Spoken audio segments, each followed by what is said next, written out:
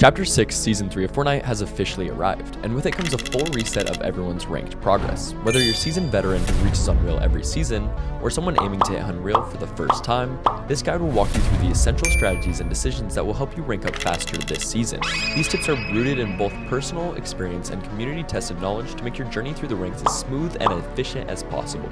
With that out the way, let's get into the most effective ways to climb the ranked ladder this season. A question that comes up every season is which ranked game mode should I play to rank up the fastest? This is especially important now, as Epic Games has implemented several new changes to competitive gameplay. While Epic hasn't released any official breakdown of which game modes provide the highest progression percentage, the community has analyzed trends and found that solo ranked matches generally offer the most efficient path to climbing ranks. One key reason solo ranked is so effective is because placing in the top 10 carries more weight in solo than in any team modes. In a solo match, there are 100 individual players, so surviving to the top 10 means more than it would in a squads match, where only 25 teams compete. This difference in match structure makes top placements in solos more valuable from a ranking standpoint. Additionally, eliminations in solos and duos are statistically worth more toward your progression than kills in trios or squads. This is because in larger team modes, eliminations are less difficult to achieve and therefore carry less weight in the algorithm that determines rank progression. In solo games, you're eliminating an entire player, essentially an entire team, which makes each elimination far more impactful. However, it's important to understand that the best mode ultimately depends on your playstyle. If you're a strong individual fighter who excels in 1v1 scenarios, then solos will likely offer the best progression path. On the other hand, if you're more comfortable playing with friends and tend to perform better with coordinated teamwork, then duos or squads or even trios might offer more consistency. Even if individual kills contribute slightly less to your progression, it comes down to being honest with yourself.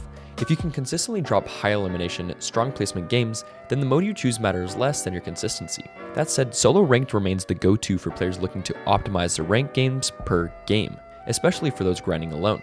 Now, let's discuss early game strategies, which are often the most important part of your ranked match. Failing to survive off spawn consistently will stall your progress and make it much harder to rank up. The early game can generally be approached in two ways, each with its own benefits. First is the aggressive early game playstyle. This approach is best suited for confident fighters who aren't afraid to taking early engagements. The goal is to dominate your drop spot quickly and efficiently. For aggressive players, I recommend landing at or near high traffic points or interest of POIs, especially the new ones introduced in this season. You want to find something popular that offers strong loot and opportunities for early eliminations. If you're going to play aggressively, one of the most important things you can do is secure the material advantage right after landing. So farming efficiently, particularly harvesting wood from trees or stones from rocks, gives you a critical edge in early fights, where most players are still gathering loot and may be underprepared. While other players get impatient and fight prematurely, you can spend a few extra seconds gathering materials and then push in as the third party.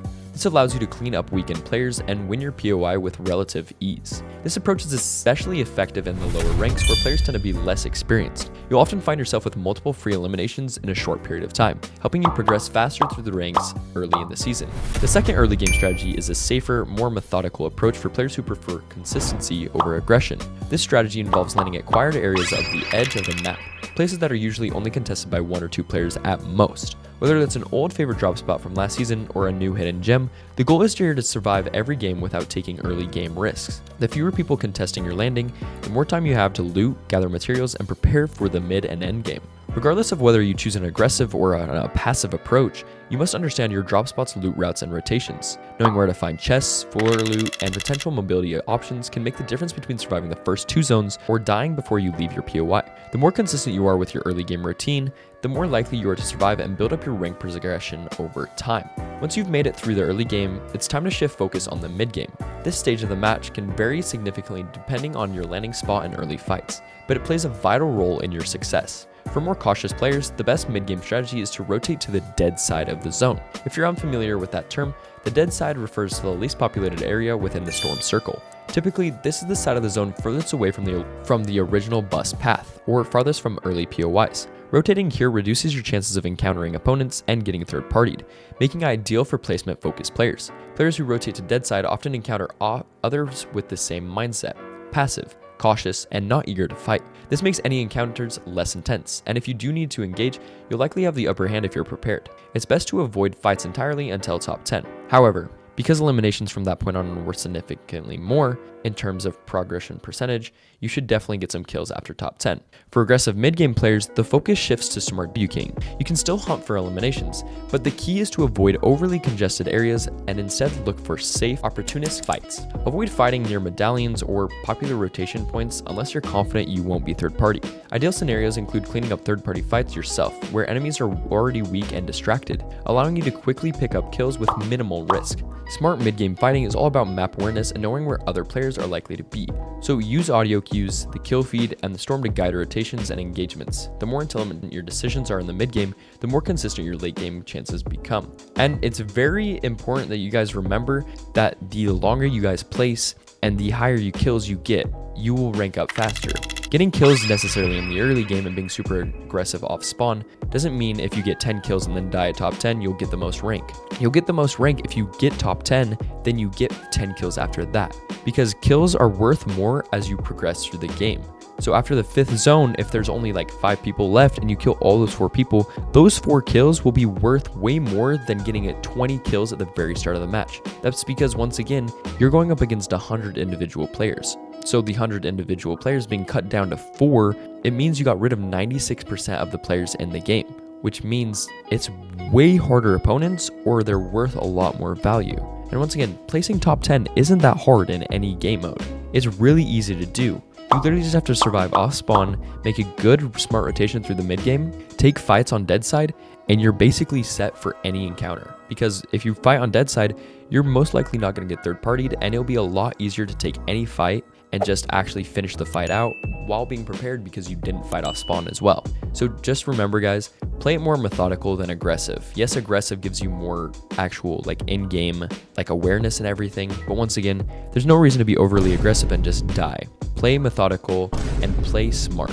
And unlike in competitive tournaments, the endgame in ranked typically doesn't feature many players. By the time the moving zone begins, only a handful of players are usually left. Because of this, your primary goal in the endgame should be to win the match, getting that top placement. Winning provides the highest rank percentage bonus available, so it's essential that you position yourself to take height whenever possible, especially in the final circles. If you secure high ground and have strong pressure weapons, you can suppress and eliminate opponents with ease. In lower ranks, many players panic under pressure, giving you the perfect opportunity to close out game and rack up wins. That's the best way to get out of ranks like Diamond. Outside of mechanical skill and smart decisions, the most important part of ranking up is your mindset. Your patience and consistency are your greatest allies. Even the best players go through losing streaks. You might have 3 or 4 games in a row where you die off spawn or struggle to make it out to the mid game. That's completely normal. What separates successful players from the rest is their ability to stick with their strategy and keep improving. And don't expect to hit Unreal in a day or even a week. Some of the top ranked players might do that, but for the average player, it's a grind that can take an entire season. I've already seen people hit Unreal, the season's only been out for like a week and a half. So stick with it, master your drop spot, improve your fighting, which we just made a video on, so make sure you guys go check that out. Fine tune your mid game rotations, stay committed, and eventually you'll start to see your rank climb consistently. Thanks for watching. I hope this guide helps you understand the best strategies for ranking up in Fortnite Chapter 6 Season 3.